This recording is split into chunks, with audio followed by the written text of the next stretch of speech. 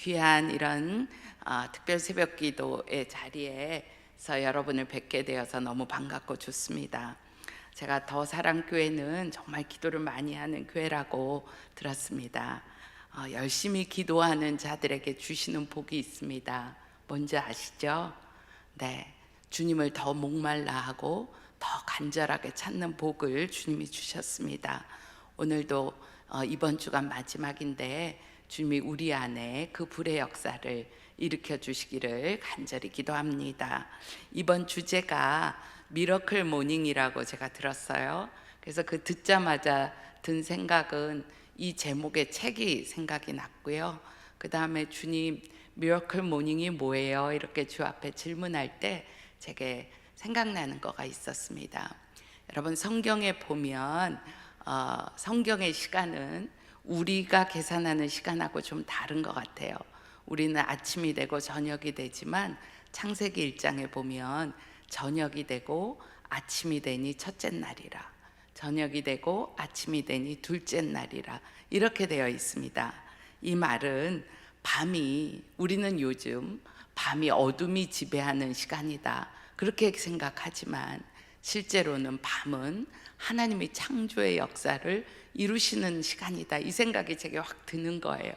그러면서 고린도후서 1장 20절 말씀, 하나님의 모든 약속은 그리스도 안에서 예가 되나니 우리가 아멘하여 하나님께 영광을 돌린다.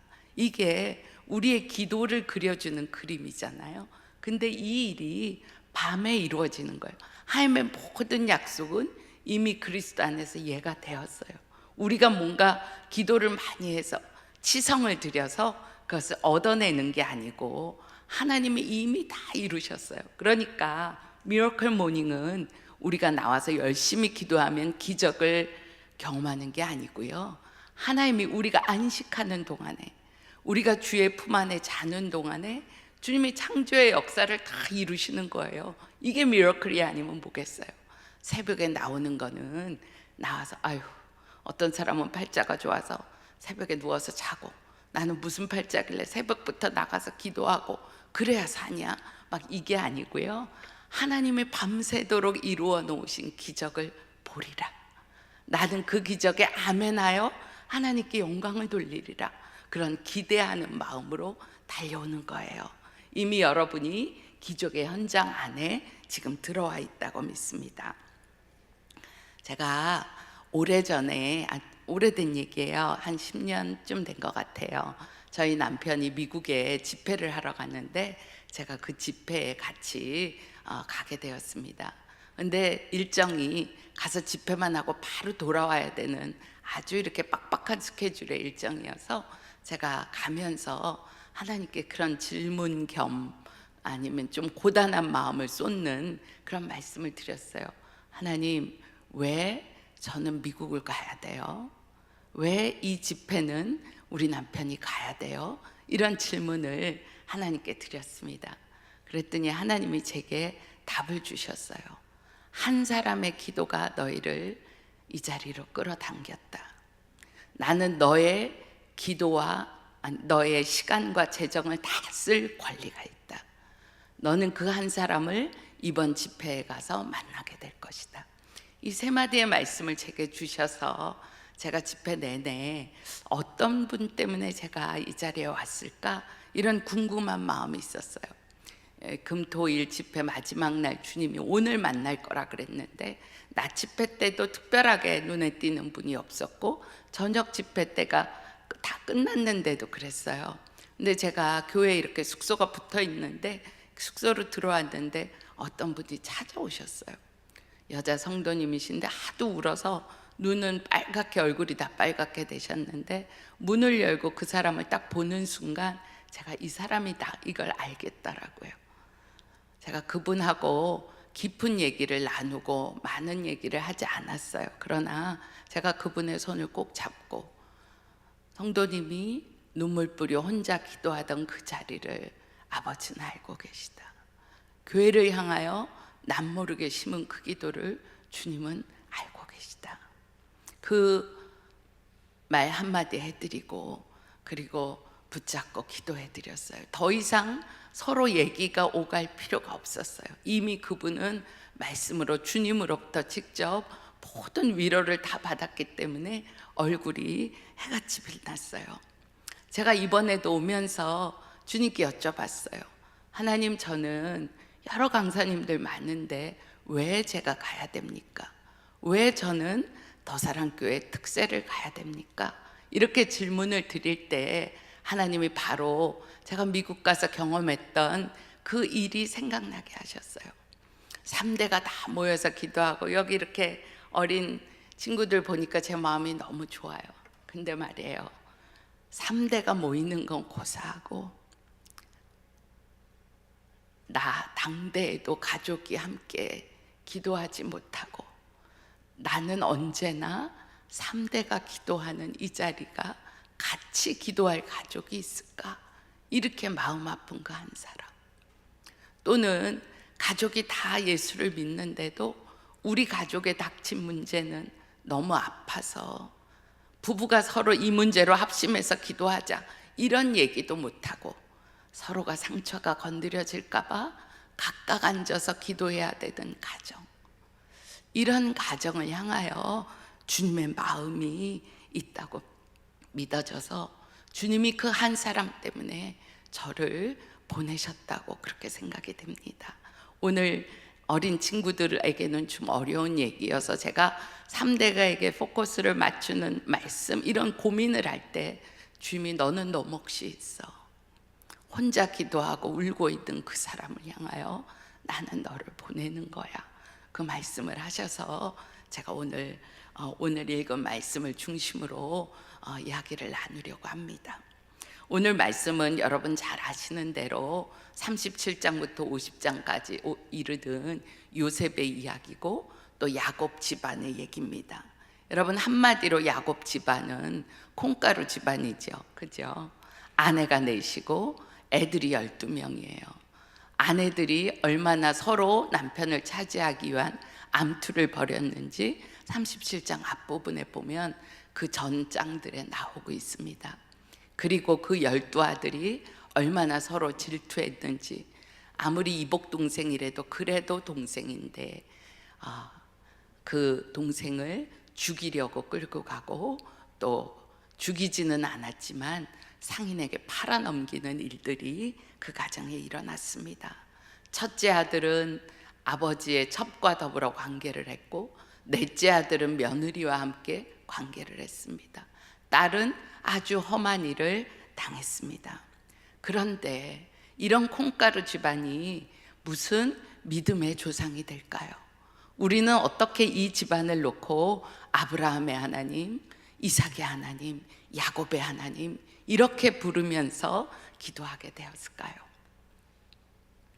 분명한 거는 믿음의 가정에도 시련이 있다는 것입니다.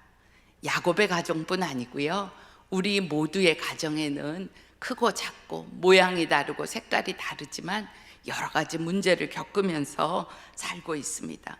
그런데 등장인물이 다르고 다 모양과 색깔이 달라도 한결같이 주님이 이 문제들을 통해서 다뤄보시는 게 있습니다.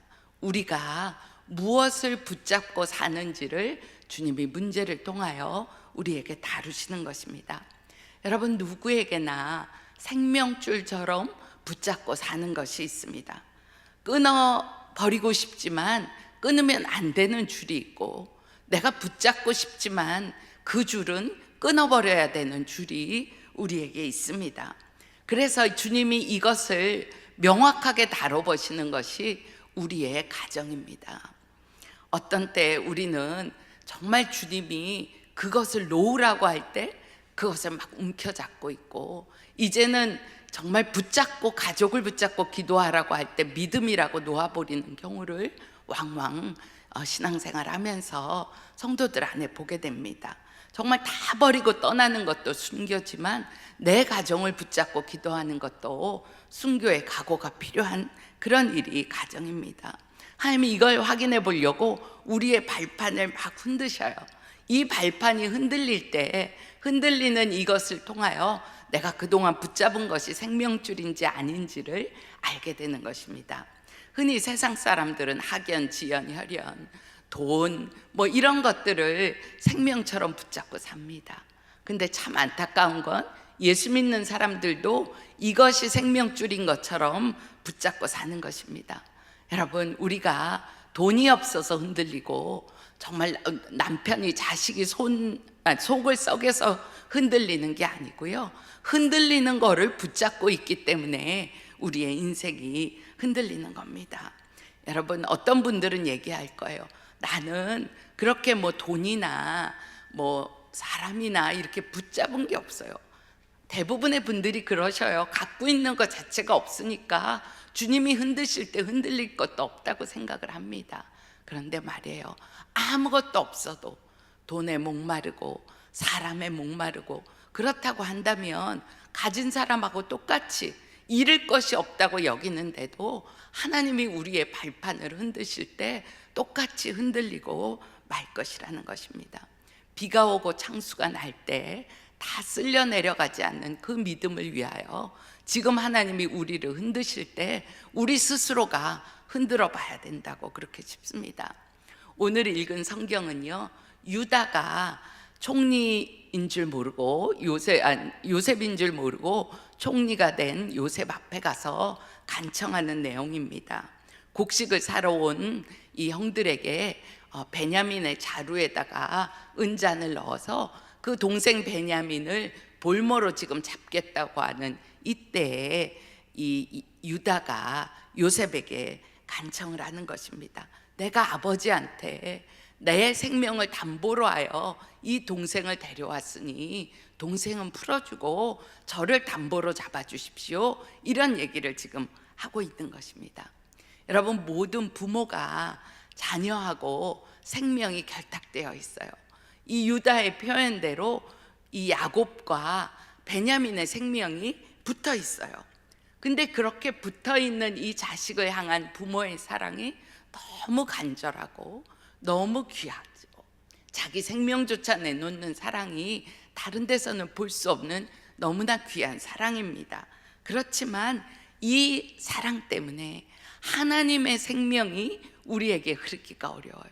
부모의 생명과 자녀의 생명이 붙어 있는 게 끊어져야 예수 그리스도의 생명으로 우리가 접붙이게 되는 것입니다.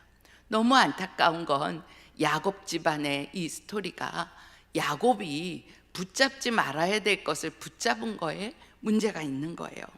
어떤 분은 제가 어렸을 때부터 들었던 설교가 이 야복강에서 씨름하던 야곱의 얘가 우리의 기도의 모범이라고 말씀을 하십니다.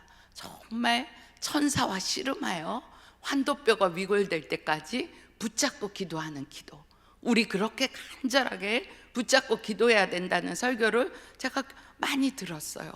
맞아요. 주님 앞에 그렇게 간절히 기도해야 됩니다.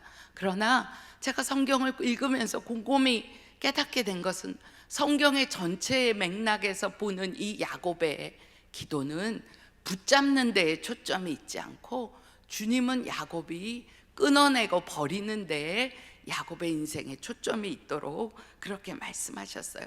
성경이 말하는 기도의 맥락은 야곱의 경우에 오히려 반대라는 거예요. 여전히 제가 지금도 기도하면서 배우는 게 있습니다. 그거는 간절함을 놓고 그 간절함에서 믿음으로 옮겨가는 것을 매번 중요한 기도의 제목을 붙잡고 기도할 때마다 배우는 것입니다. 야곱은 평생 동안 자기가 원하는 거 얻기 위하여 매달렸지만 실제로 붙잡지 말아야 될 것을 붙잡았기 때문에 계속 놓아야 되고 끊어야 되는 삶을 살았습니다.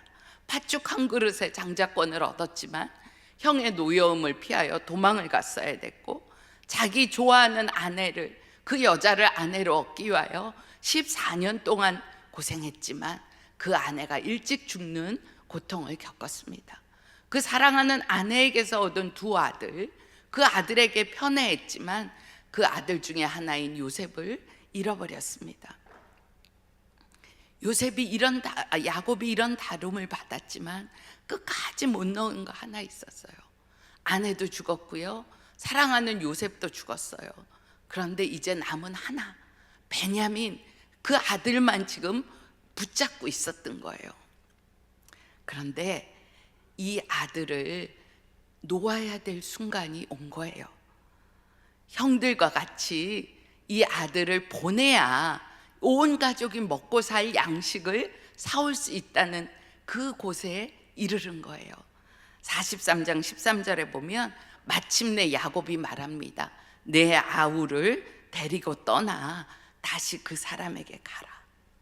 정말 먹을 것이 없어 죽게 된 그 상황에서 야곱은 베냐민을 놓은 거죠. 사실은 진작에 놓았어야 될 부분입니다. 여러분, 우리가 자식을 붙잡고 있어요.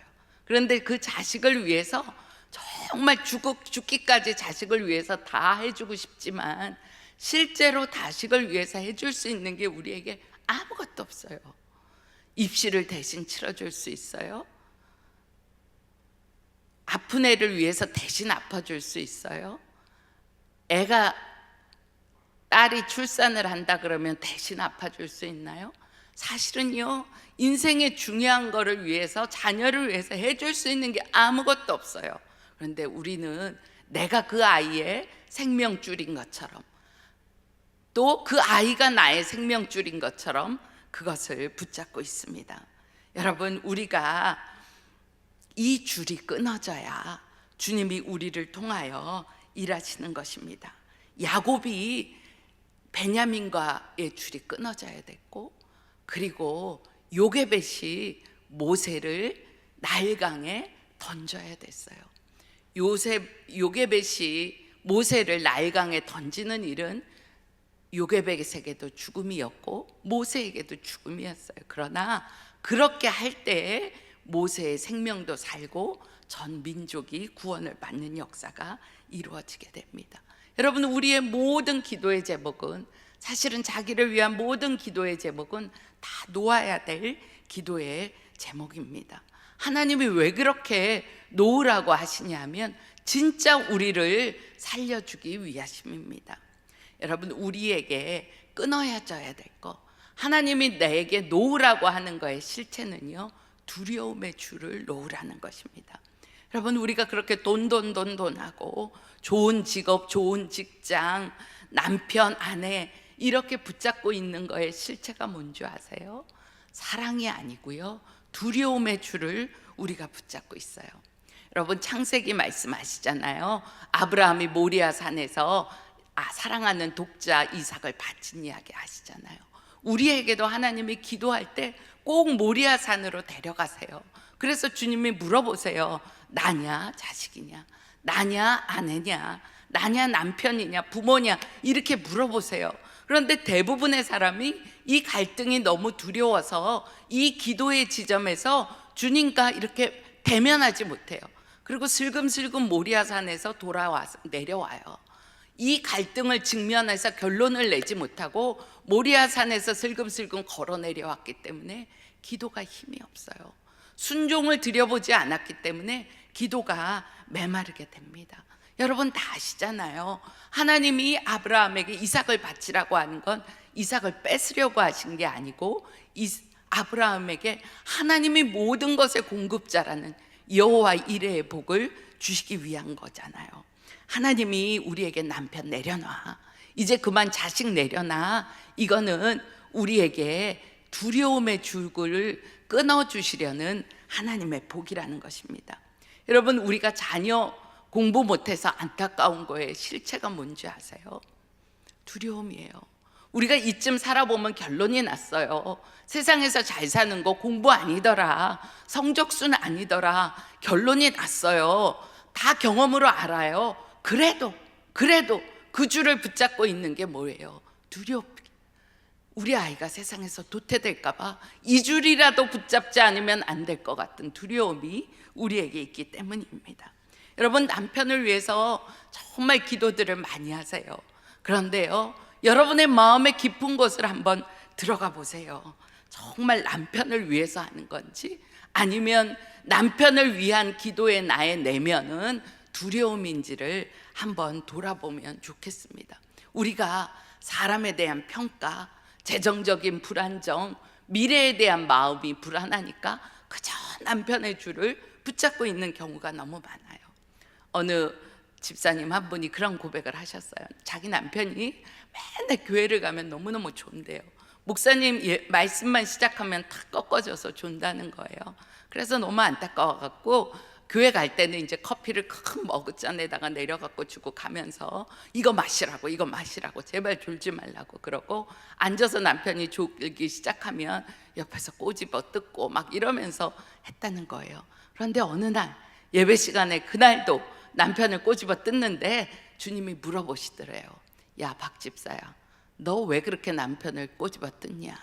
네 남편 영혼이 너무 안타까워서, 이 말씀으로 생명을 붙잡아야 되는데 안타까워서 꼬집어 뜯냐?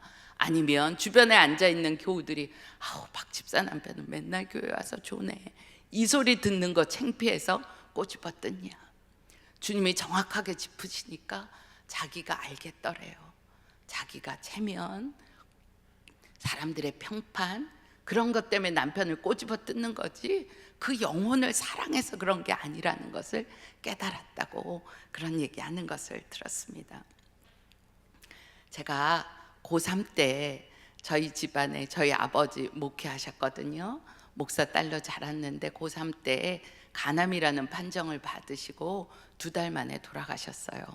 저는 큰 교회에 담임 목사의 딸에서 갑자기 2달 만에 생계가 막막한 과부의 딸이 됐어요. 하나님의 인도하심으로 만나와 메추라기를 공급하셔서 정말 하나님이 우리의 아버지 되시고 엄마의 남편 되신 것을 경험하는 삶을 그 이후로 살게 하셨지만, 믿음으로 상황을 해석할 눈이 없었던 제게는 그 일이 두려움이 돼서 제 마음에 꽉 와서 박혔어요. 그래, 목사 가족 되는 거 굉장히 위험한 일이야. 우리 엄마 보니 그렇대. 나는 절대 목사랑 결혼 안 할 거야. 이런 생각이 제 안에 꽉 어렸을 때도 들어와 박혔어요.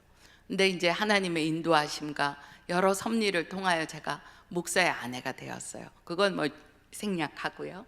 그런데 말이에요, 하나님이 이끄셔서 목사랑 결혼했지만 제 마음에 있는 두려움은 없어진 게 아니었어요.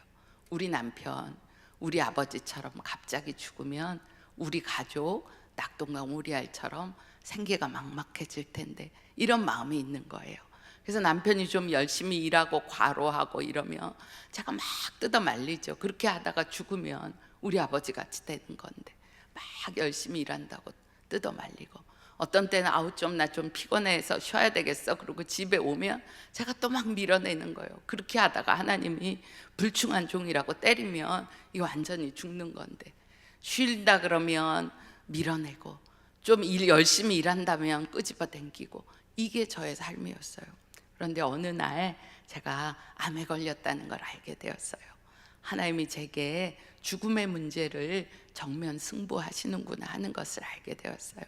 물론 주님이 여러 가지 은혜의 체험들을 통해서 제 안에 남편이 저의 생명줄이 아니라는 고백을 받아내셨지만, 암을 통과하는 과정을 통해서 하나님이 제게 도장을 찍으신 거예요.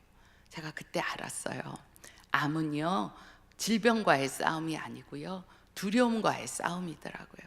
그래서 제가 우리 교회 암 환자들에게 굉장히 좋은 사람이에요. 왜? 이심전심 그 마음을 알아서 그 두려움을 먼저 내어 쫓아야 된다고 그렇게 권면하고 같이 기도하니까요. 제가 이 산을 넘고 나서 남편에게 그랬어요. 여보, 내가 이제 당신을 붙잡은 줄을 놨어요. 당신 죽더라도 나는 괜찮아요.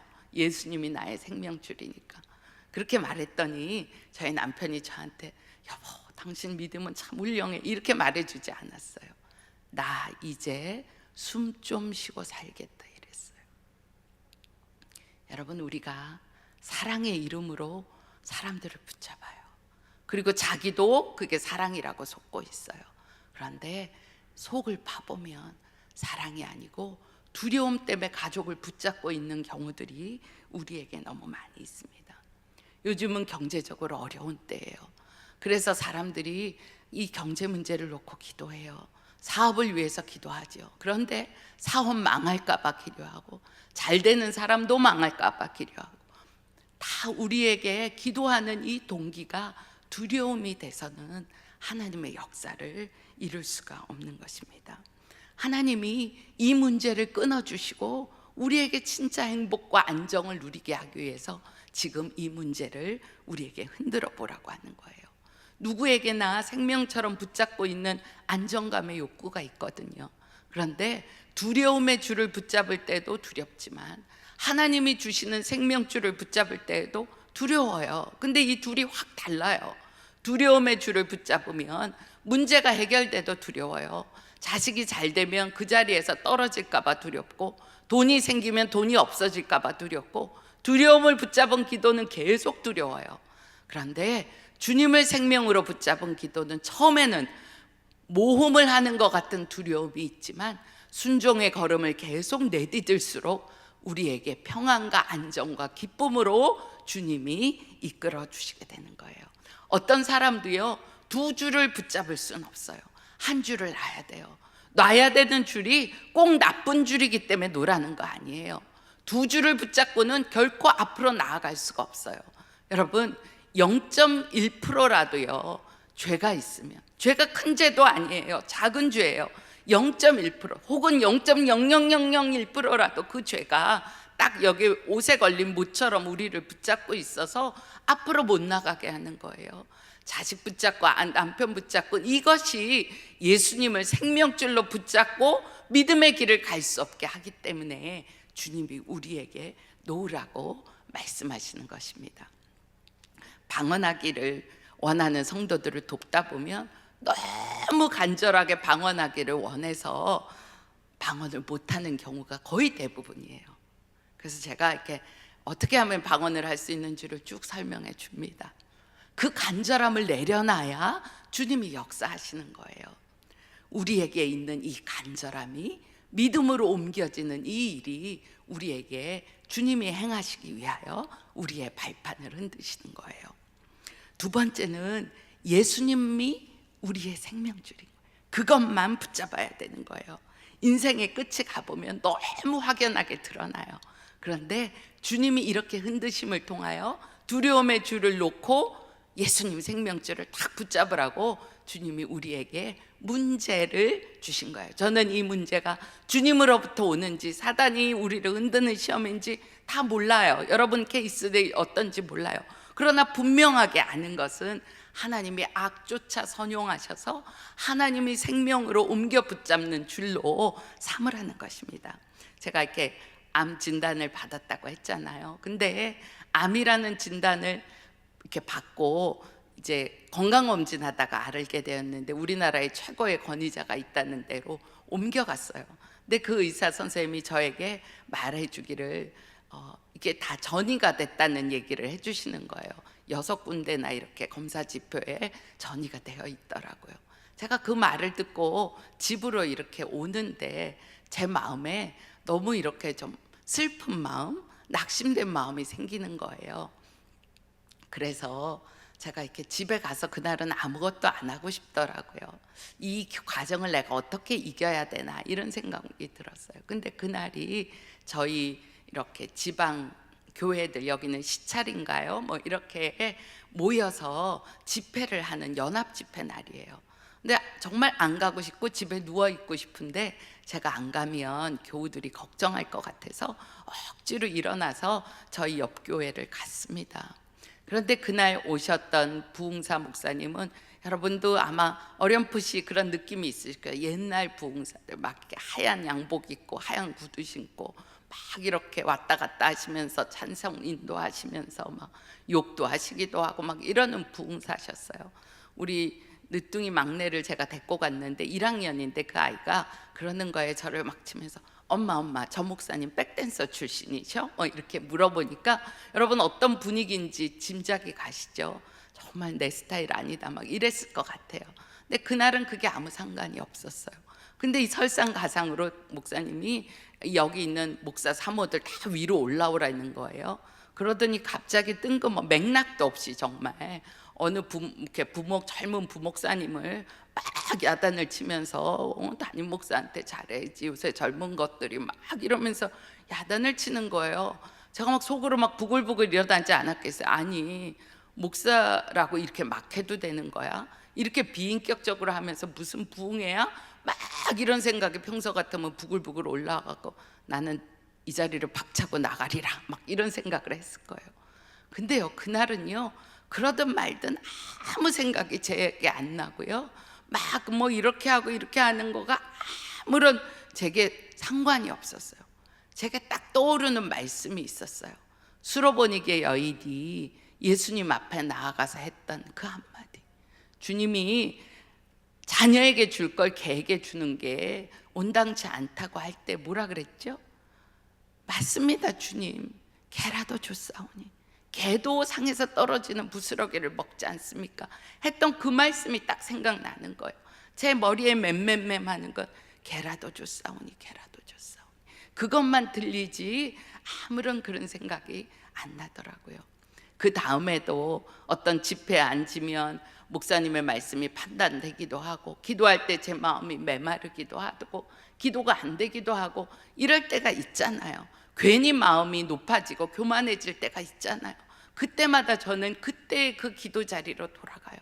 개라도 줬사오니, 개라도 줬사오니 했던 그 가난했던 마음의 자리로 돌아가는 거예요.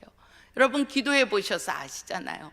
너무 큰 기도 제목인데 응답이 안 될 때 여러분의 심정이 교만할 수 있던가요?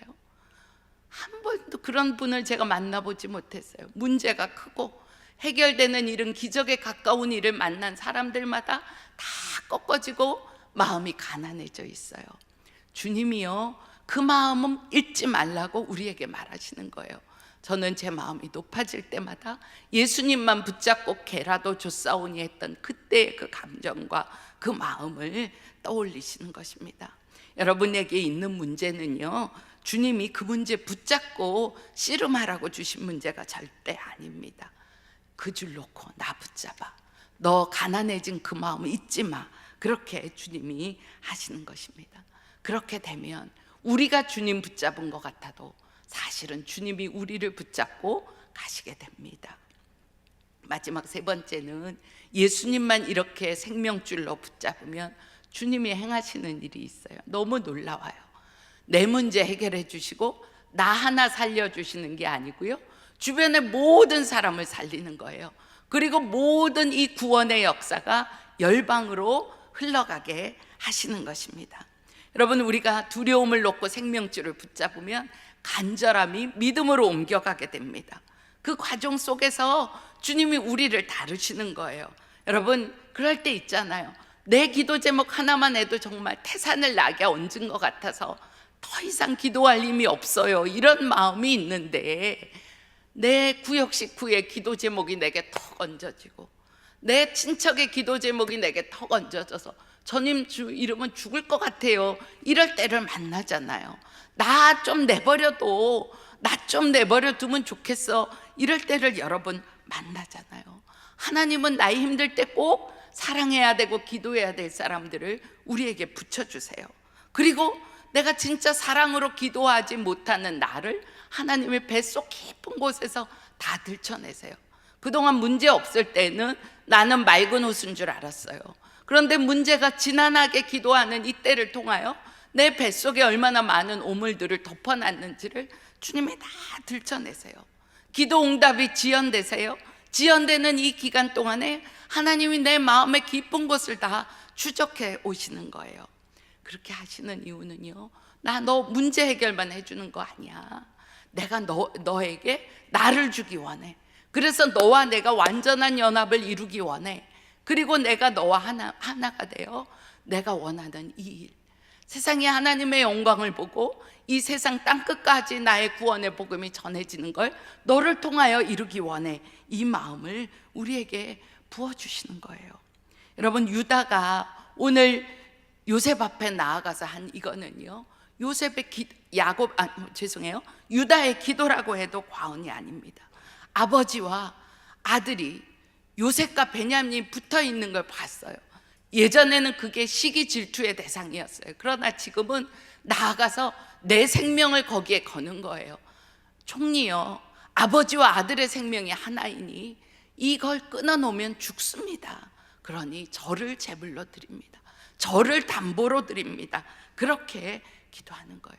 유다가 붙잡은 것, 자기 생명을 놓은 것이 바로 야곱과 베냐민과 온 가족을 살리는 역사로 돌아오게 됩니다.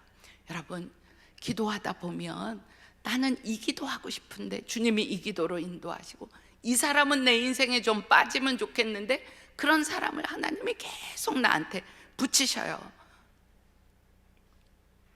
왜 나만 해야 돼요, 하나님? 왜 나만 이런 기도를 저도 할 때가 많이 있었어요. 언제까지요, 하나님?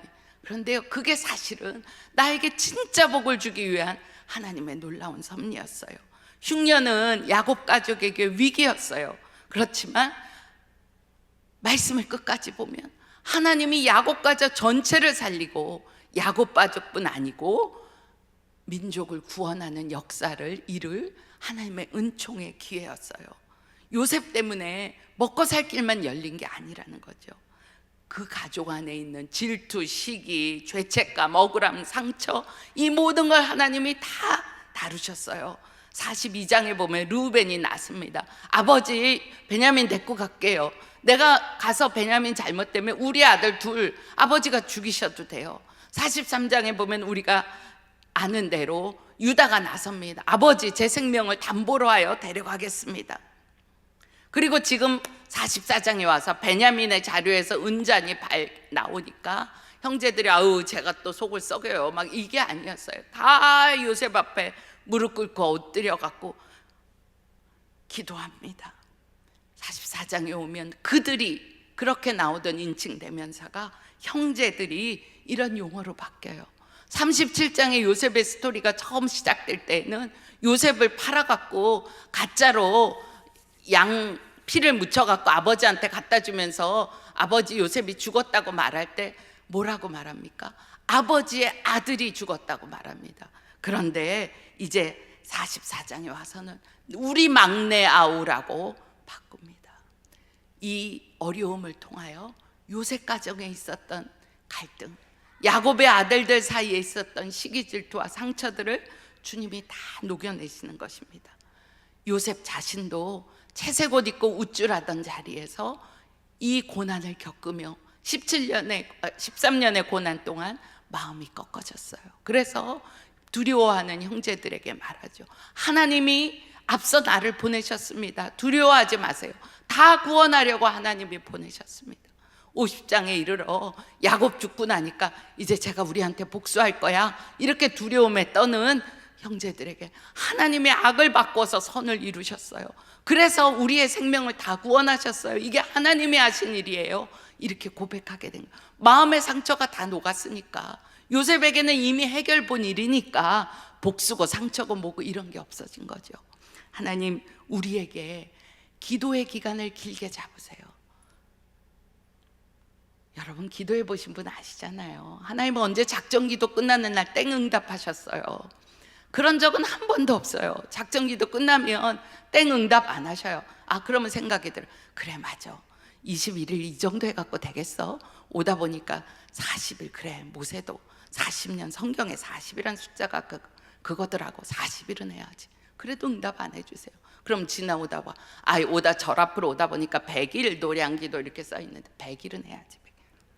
그래도 응답이 안 와요. 그러면 그때 와서 뭐가 시작돼요? 왜 응답이 안 될까? 왜 내게는 무슨 문제가 있을까? 결국 응답 안 되는 그 기간 동안에 나를 돌아보게 됩니다. 그래서 남편 위해 기도하다가 아내가 바뀌고, 자식 위해서 기도하다가 부모가 바뀌고, 이렇게 함으로 가족을 다 바꾸는 역사를 주님이 행하시는 거예요. 저희 교회에 24시간 기도하는 열방기도센터가 있습니다. 전 세계 240여 국가를 놓고 매일 1시간씩 돌아가면서 기도를 하거든요. 그 중간에 말씀 기도라는 게 있어요. 하나님의 말씀을 붙잡고 기도하는 기도 시간이에요. 그 기도를 쭉 해오다가 이 전교인이 하면 좋겠다. 그래서 1년에 2번씩 신년과 여름방학 때에는 전교인이 같이 모여서 말씀을 붙잡고 기도합니다. 이제 그때 이제 뭐 일주일, 2주일 뭐 이렇게 기도하면서 성경의 한 책씩을 붙잡고 한 장씩 매일 기도하면서 한 책을 끝내요. 2018년 신년에는요, 저희가 기도할 때 호세아서를 붙잡고 기도했어요. 다들요, 호세아서를 기도하면서 마음에 막 비장해졌어요. 가정들마다 외도하는 남편들 교회에 있잖아요. 문제 있는 가정들 있잖아요. 내가 호세아인데 이 고멜들을 어떻게 해서든지 주 앞으로 돌아오게 하리라, 막 이렇게 기도했어요. 그런데 말씀이 1장이 가고 2장이 가고 중반이 넘어가고 이렇게 가면서 하나님이 기도하는 사람들의 심령을 뒤집어 엎으시는 거예요. 그러면서 각자에게 말씀을 주셨어요. 네가 고멜이야. 권사님 집사님들이 다 울면서 저한테 와서 하나님이 저보고 고멜이래요. 남편한테 가서 무릎 꿇고 빌으래요. 막 이러는 거예요. 제가 속에서 막 올라와요. 하나님 아시잖아요. 남편이 외도했거든요. 권사님이 외도한 거 아니거든요. 남편이 고멜이거든요. 권사님 호세아처럼 눈물 흘리며 살았거든요. 근데 왜 가서 권사님이 빌어야 돼요? 제가 하지 마세요. 권사님 가지 마세요. 그러고 싶어요. 그런데 주님으로부터 온 게 너무 분명하니까 지체할 수가 없어서 달려가서 가정마다 그 외도하는 남편 소파에 앉으라 그러고 무릎 꿇고 기도하고, 저 지방에서 일하는 남편에게 주님께 순종하는 마음 미룰 수 없어서 지방까지 달려가서 무릎 꿇고 기도하는 일들이, 회개하는 일들이 일어났습니다. 권사님들도 마음에 갈등이 있죠. 그러니까 뭐 집사님도 그렇고 성도님도, 그러니까 기도할 때 하나님, 그러면 좋아요, 저만 고멜이라고 하지 말고요, 그 사람도 좀 고멜이라고 해주세요. 막 이러는데 말씀이 계속 우리를 쳐들어오니까 주님 제가 고멜이에요. 죄진 사람과 제가 한 몸인데 제가 고멜이죠.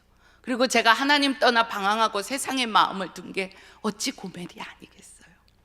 그리고 가서 집집마다 무릎을 꿇었어요. 여러분 어떤 일이 일어났을까요? 그러면 남편이 아니야 여보 무슨 소리를 그런 소리를 해, 내가 잘못했지, 당신이 참은 것만 해도 너무 기적이야, 여보 내가 잘못했어, 나를 용서해줘. 이런 훈훈한 집은, 이 얘기는 한 집안도 일어나지 않았어요. 이 남편들이 적반하장도 입으시지. 아내가 그러고 무릎을 꿇으면 그래도 괜찮은 남편, 왜 이래 이러지 마 이랬고요. 진짜 자기 양심이 없는 사람들은 알았으면 됐어 막 이러고요. 제가 얘기 듣는데 막 너무 속상하더라고요. 근데요, 우리가 하나님께 무릎을 꿇었잖아요. 결과를 기대하고 무릎을 꿇은 게 아니고요, 하나님께 순종하여 무릎을 꿇었잖아요. 하나님의 말씀으로 추적해 오시는 자리를 피할 수 없어서 무릎을 꿇었잖아요. 그랬더니 그 당시에는 아무 일도 안 일어났어요. 그 당시는 정말 아이들 말로 얼굴 뜨뜻해지는 순간들이었어요. 그런데 그 시간이 6개월이 지나고 1년이 지나면서 가정들 안에 지진이 일어났어요. 그 남편들이 눈물로 기도하고, 눈물의 기도의 제목이 되었던 남편들이 말씀 기도 때 같이 와서 아내랑 앉아서 성경을 펴놓고 말씀에서 주시는 기도의 제목을 붙잡는 일들이 일어나고, 가지가지 기적과 하나됨과 역사들이 일어났어요. 남편과 아내가 화합하고 뭐 외도가 청산됐다로의 정도가 아니고 하나님 나라를 위하여 함께 일하는 일꾼들로 세워지신 거예요. 여러분 주님이 우리에게 하시는 일은요 이거예요. 요한복음 15장에 있잖아요. 내가 너와 하나가 되기 원한다. 내 말이 너희 안에, 너희가 내 안에 있으면 이 사람은 열매를 많이 맺나니 너희가 나를 떠나서는 아무것도 할 수 없다. 이런 말씀들을 주님이 주시는 건, 기도 제목 붙잡고 기도한다고 울고 불다가 우리가 메말라서 그리고 기진하여 엎어져 죽어가는 거 원하지 않으시고, 하나님이 우리도 소송케 하고 기도 제목도 해결해 주시고 우리 가정도 살리시는 거라는 것입니다. 여러분 가정에 다 기도 제목이 있어요. 그런데 그 기도 제목 때문에 가족이 더 화합하게 되고, 기도 제목 때문에 온 가족이 연합하여 기도를 하는 가정이라면 좋아요. 이제 하나님의 때만 기다리면 됩니다. 그런데 그 기도 제목 때문에 아내와 남편이 서로 네 탓이라고 말하고 부모와 자녀가 서로 네 탓이라고 하는 가정은 아직 멀었어요. 그것이 꺾어지고 연합되는 일이 와야 눈에 보이는 응답이 오는 거예요. 여러분, 제가 기도하면서 믿음 안에 살다 보니까요, 사랑도 인내고 소망도 인내고 믿음도 인내더라고요. 인내를 주님이 우리에게 길러주셔요. 이것은 주님의 성품과 우리가 연합되어 주님이 맺으시는 열매를 우리의 인생에 맺기 원하시는 것입니다. 여러분, 오늘 우리가 이 시간 이후에 각자가 기도의 자리로 들어가게 될 텐데, 여러분의 기도를 정직하게 내어놓고, 여러분 자신을 정직하게 주 앞에 내어놓고, 하나님의 수술대 위에 여러분 자신을 내어놓고 기도할 수 있기를 원합니다. 하나님, 저 이제 다 내려놓겠어요. 울고불고 하는 자리 내려놓겠어요. 아버지의 딸이니까 제 딸 아버지께로 던져요. 제 아들 아버지 아들이니까 아버지께 돌려드려요. 제 남편 하나님 자식이니까 하나님께 내어드려요. 제 아내 하나님 딸이니까 아버지 책임지세요. 그렇게 내어놓고 여러분 자신의 심령을 돌아보시면 주님은 주님의 때에 그렇구나, 이 열방을 구원하기 원하여 우리의 어려움을 흔들리는 발판을 쓰셨구나 하는 고백을 하게 하실 줄로 믿습니다.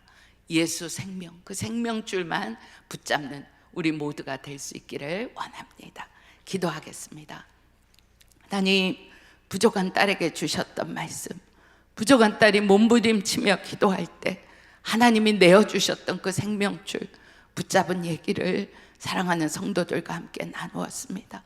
우리가 살아가면서 가지가지 문제들을 만나지만 주님은 악조차 선용하시는 하나님이셔서 결국은 우리의 생명을 구원할 뿐 아니고 하나님의 놀라운 구원의 역사를 이루시기 위함인 것을 믿습니다. 오늘 이 시간에 각 심령마다 머리마다 손을 얹어 주십시오.